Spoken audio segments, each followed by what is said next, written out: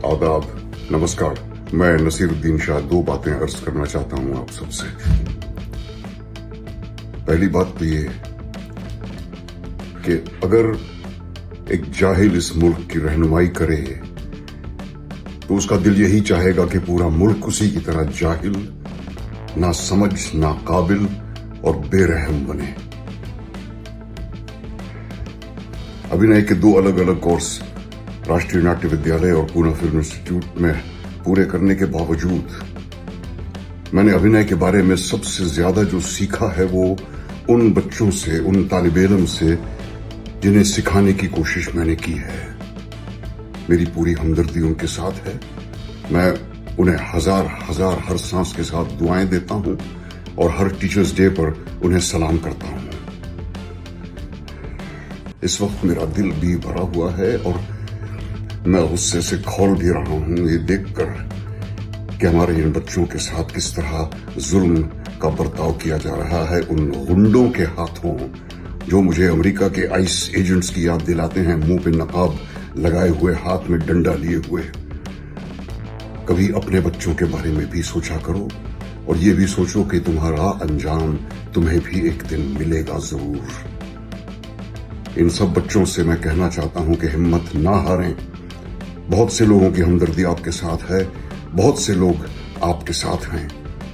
आप लड़ते रहें। मुझे हमारे मुल्क की युवा पीढ़ी से हमेशा उम्मीद रही है और अब वो उम्मीद और उजागर हो गई है।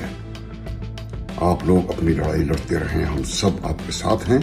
और इस मुल्क की हुकूमत को मैं सिर्फ इतना कहना चाहता हूं, सब याद रखा जाएगा।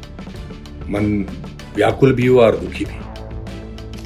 किसी भी छात्र को अपनी बात कहने के लिए ऐसी परिस्थितियों से नहीं गुजरना चाहिए।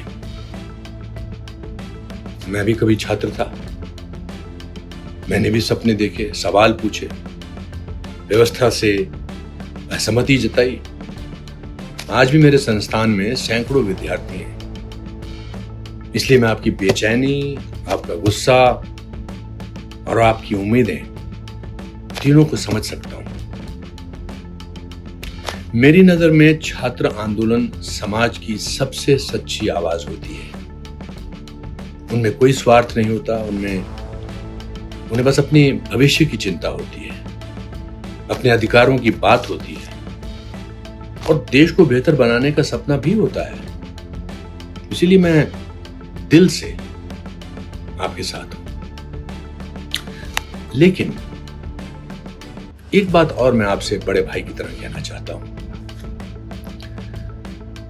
जब आपके आंदोलन में बाहर के लोग घुसने लगते हैं, राजनीतिक अवसरवादी, हर आंदोलन में अपनी मौजूदगी दर्ज कराने वाले लोग या ऐसे तत्व जिनका मकसद आपका मुद्दा नहीं बल्कि अपना एजेंडा होता है, तब सावधान हो जाइए। शुरू में आपको लगेगा कि जितने ज्यादा लोग जुड़ेंगे आपकी ताकत उतनी बढ़ेगी, लेकिन हमेशा ऐसा नहीं होता। बहुत बार वही लोग आपकी सबसे बड़ी ताकत को आपकी सबसे बड़ी कमजोरी बना देते हैं। वो आपकी आवाज नहीं बनते, वो आपकी आवाज का इस्तेमाल करने लगते हैं। वो आपके दर्द को महसूस करने नहीं आते, वो आपके दर्द पर अपनी राजनीति की इमारत खड़ी करने आते हैं। धीरे धीरे मुद्दा आपका नहीं रह जाता।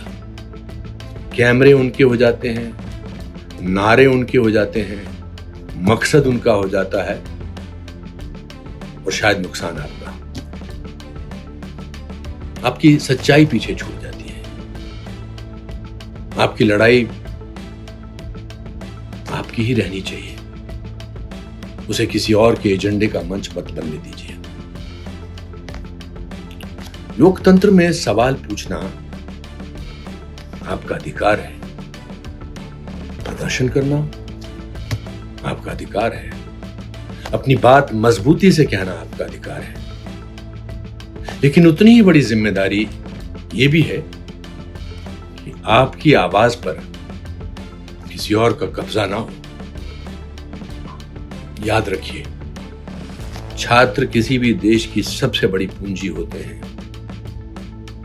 आपकी ऊर्जा, आपकी ईमानदारी, आपका आदर्शवाद ही आपकी असली ताकत है। उसे किसी के हाथ का औजार मत बनने दीजिए। मैं आपके साथ हूं, आज भी, कल भी। मैं चाहता हूं कि आप निडर होकर अपनी बात कहें, लेकिन अपनी शर्तों पर, अपने विवेक से, अपने आत्मसम्मान के साथ। ईश्वर आपको स्वस्थ रखे, सुरक्षित रखे और हमेशा सच के साथ खड़े रहने का साहस दे।